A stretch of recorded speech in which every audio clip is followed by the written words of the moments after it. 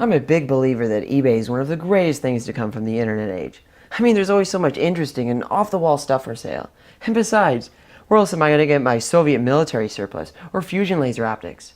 Now, unfortunately, eBay has a lot of rules against selling hazardous items, and these can be incredibly annoying for those of us who like to play with dangerous stuff. So that means if you're looking to buy things like cyanide or depleted uranium, you're going to have to go to other websites.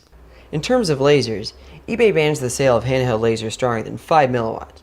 Now, unfortunately, this is a lot less than the power you need to light stuff on fire.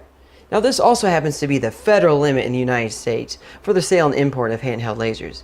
So, in fact, anything stronger than this is actually illegal except under special circumstances.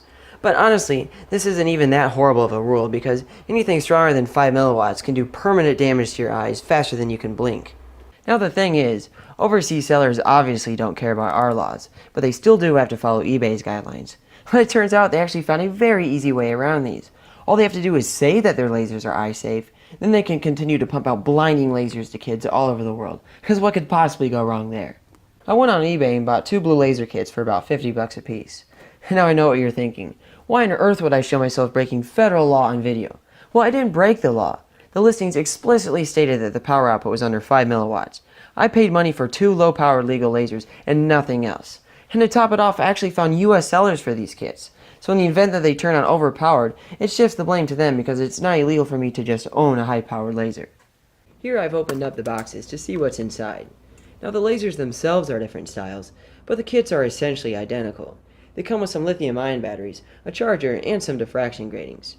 Now each set also comes with a pair of laser goggles, which is a good idea in theory, but you'd have to be a total idiot to trust these things to protect your eyes. Now before I fire these up, I'm going to put on my own goggles from a legit source because I don't know about you guys, but I certainly value my eyeballs a lot more than whoever found the cheapest way to put together these kits. Now personally, I like goggles from Survival Lasers. I know I'm not getting paid to say that, I just simply like their stuff. In fact, I'll never accept payment to promote any sort of laser safety gear. Now that being said, sponsors are a great way to fund all my crazy ideas and projects, and I want to give a big thank you to War Robots for sponsoring this video. War Robots is an awesome strategy 6v6 multiplayer warfare game, where 2 teams battle it out in real time with their own personalized war machines. Now this game has amazing 3D graphics, and a huge variety of specialized robots and weapons to choose from. Help support my crazy projects by downloading and playing this free game for your phone. Download the game using my link below, and you'll get a welcome bonus pack which includes the GI patent robot and a unique skin for it. You'll also get a full set of weapons, as well as 100 gold and 400,000 silver, which will give you a huge head start when you start playing. War Robots has over 100 million players around the world, and is constantly being updated with new robots, new maps, and new weapons. You get to choose how the game unfolds, as there's over 50 robots to choose from, and weapons that fit whatever playstyle you like. The developers are even working on a huge new update, where you'll be in charge of a whole squad of pilots with over 20 different characters to choose from. So what do you say? Let's play. Alright, let's jam in some batteries and see just how eye safe these things really are. And here we go. What the? Why won't it work? So it turns out the switch on this thing is complete and utter garbage. But this thing seems to work alright. And what can I say? Contrary to what it said in the listing, eye safe is not how I would describe this. In fact, it's probably so far over the safety limit that it's laughable. I definitely would not want to be hit in the eyes by this. After a bit more percussive maintenance, I was able to get this laser working again, but I wouldn't exactly count on it lasting a long time. So what can you do with these extremely dangerous lasers? Well, a lot of things. That is, if you like setting things on fire. When properly focused, this laser can burn and cut through several different materials due to the high power density it produces. It can light matches, it can ignite flash paper, it can cut through electrical tape. Smoked plastic. Now it won't ignite my propane tank, but it can pop balloons with ease.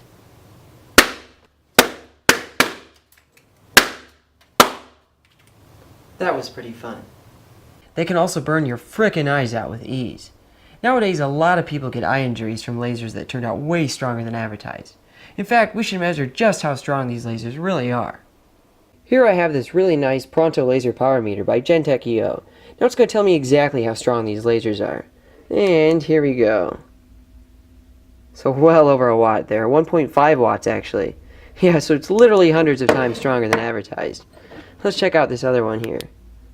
And so they're about the same, so they're very, very powerful.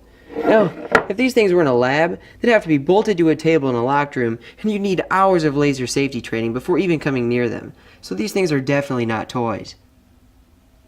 The kits also come with a set of diffraction gratings that are commonly called star caps by the sellers. Now they mount on top of the laser and split up the beam to many different patterns. And now I have to admit, the effects are downright beautiful on camera, but having several laser beams shooting all over the place isn't exactly safe. Some of the individual beamlets can still be strong enough to cause eye damage, even if they're just a fraction of the initial power of the beam. Just 1/3 of 1% of the output is all it takes to damage your eyes faster than you can blink. I obviously have nothing against owning a high-power laser. In fact, I think lasers are a great hobby, but selling something like this as eye-safe is appalling. Now, you may think it's obvious to be careful with something like this, but some sellers say that you can use this for presentations or playing with your cats. Now, that's obviously a terrible idea, as even just looking at the spot on the wall without goggles can do permanent eye damage. You make just one mistake with one of these, and it's lights out forever. Now, I know what you're thinking. Is it possible to make these even stronger? Now, the answer is obviously yes, although it isn't exactly easy and you definitely shouldn't do it. But honestly, at this point, I'm just kind of curious what kind of stupid powers I could get out of these if I, just tear it down and replace some of the parts inside. So yeah, without further ado, let's get started. Here I've laid out my tools to start surgery on the laser. I'm not even going to bother with static protection today, because as far as I'm concerned, the laser is already defective. The laser casing comes apart with ease to expose the internal laser module. And now there could definitely be improvements to the way this module fits into the casing, because as it stands, there's a ton of empty space and poor thermal contact between the laser module and the case. And now before you ask, yes, the mod I'm about to do is legal for me, as the federal regulations don't ban me from building strong lasers. I just can't import or sell something like this, as well as a giant list of other things I can't do with it. The most power-limiting component in this device is definitely the laser diode. Now I could just try driving it way harder, but really this wouldn't give me that much of a power boost, and would probably just fry the laser diode. So I decided to replace the stock laser diode with this much stronger one. And now the stock one is really jammed in there, and since I'm not exactly feeling very patient today, I think I'm just going to knock it out of there. And now I gotta admit, I definitely feel guilty taking a hammer to Nobel Prize winning technology. Although I actually think I removed it intact, but I already have hundreds of similar laser diodes in hand, so it wouldn't exactly be devastating if I broke it. I've mounted the new laser diode by press fitting it in a copper heatsink and attaching some leads. Now I really wish I would have known about silicone wire when I first started messing with electronics, because it's just so easy to work with, and it bends instead of shearing off connections when it's twisted. Now here I've had to drill out the host a bit to fit the new heatsink. Then I added a case wire to bring power through the host itself to the laser. The puny driver in this thing isn't nearly strong enough to power the new beast, so I've stripped off all the components to use as a mount for a commercial buck driver. And now the driver fits on nicely, but unfortunately the anodizing on the host threads prevents the casing from conducting the way I had intended. But luckily just drilling a hole in the laser module and then directly soldering the case lead here is a really easy fix. The laser just screws back together at this point. Now I'm not exactly sure how the switch is going to hold up to the higher current demands, but I'm just going to cross my fingers and hope it doesn't explode. And now if I wasn't a lazy piece of garbage, I would have just used a MOSFET to handle the power switching here. Now I guess the last thing to do is swap out the batteries, as these cheap stock lithium ions will not cut the current demands of the new setup. Alright, let's see if this thing even works. But first I'm going to fire up this one for reference. Okay, so it's still strong. Now how about this one? Oh wow, that's way stronger. In fact, can you hear that? Little pieces of the desk are exploding off when the laser hits. Wow, there's actually little fireballs shooting off the surface. It's probably easier for me to see through the goggles than on camera, but wow, that's ridiculous. That is so scary. I want you guys to be able to see this fireball effect, so I'm going to put some goggles over the camera. That way you guys have a better view of what's going on. Alright, here we go. Oh wow, that's ridiculous. That is some serious power.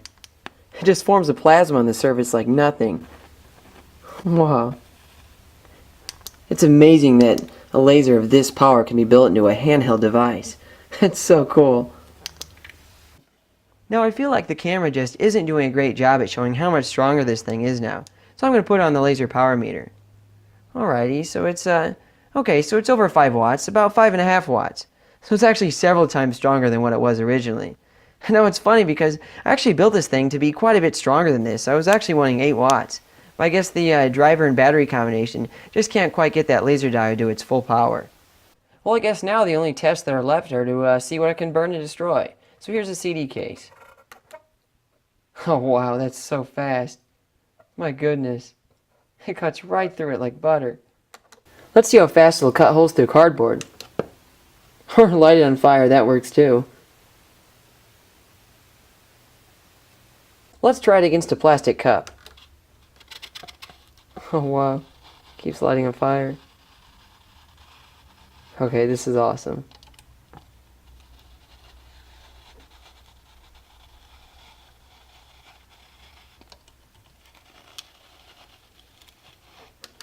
Ah, look at that, it's amazing.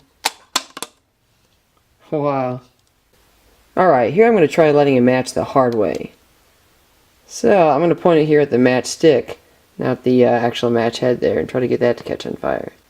Oh, it's almost there. And, oh, there it goes. Cool. Alright, let's give tape another go. Wow, slices right through that. That's amazing. I wonder if it's going to cut soldering wire. I'm definitely going to get behind my camera's viewfinder for this one. And we'll do it. Oh, it's close. Oh, wow. That's amazing. I would not have expected to melt something so shiny. This one should be easy. Here's a candle. Yeah, piece of cake. That's like the world's fanciest candle lighter. I like it. I wonder what it'll do to this cashew. Mmm, I love the smell of roasted nuts. I caught on fire. That's so cool. Alright, I got one more dumb one. Let's see if it can give my arm a haircut. Oh wow. I can feel it burning the hairs right off. The key to not getting third-degree burns is by not letting it touch the skin. Oh wow, that's awesome. Such a high-tech method of shaving. Ouch! Gosh, it's such a shame these things are so incredibly dangerous, because they're really, really cool. Alright, so I feel I may give some mixed messages with this video, so I want to clarify a few things. So first off, if I didn't beat it into your heads earlier, these things, even unmodified, are incredibly dangerous, and I don't recommend buying one. In fact, if you're interested in experimenting around with lasers, that's awesome, because lasers are a very educational hobby, and there's so much to learn from them. But don't start with something as powerful as this. That is just a terrible idea. In fact, by the time I had built a laser as strong as this one, I'd been tinkering with lasers for over 5 years.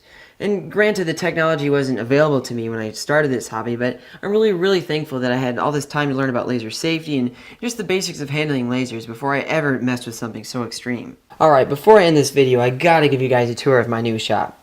Now, I couldn't have gotten this place without all the help from my Patreon supporters and my new sponsors, so a big thank you to you guys. And since the last time I posted, I've gotten a ton of new awesome stuff, like all these giant Soviet vacuum tubes and capacitors, and I got more high energy laser optics and crystals up here. There's going to be so many cool things coming from this channel very, very soon. And it's funny because the only thing that's really slowing me down at this point is actually shooting the videos, because I've been working on so many awesome projects recently. Having a 100 amp panel is a really nice change from my last place, because having more power is always a good thing. The videos from my Overclock series on YouTube are probably my most popular right now. And believe it or not, this is actually just a driver for the next episode of that series. And yeah, I got very, very carried away. There's parts from like 7 microwaves on there. And you're never going to guess what I'm using it to power up. Check out this awesome plug that I have. It's definitely one of my favorite cores. I mean, look how thick that is. And oh yeah, it goes to my 100 watt Q-switch screen laser. I've been going through a ton of microwaves recently, and now I'm down to just 2. So I'm definitely going to need more microwaves. I mounted some of my laser guns on the wall over here. One of these is a moth. That's about it for this video, but until the next time, stay safe and happy lasing.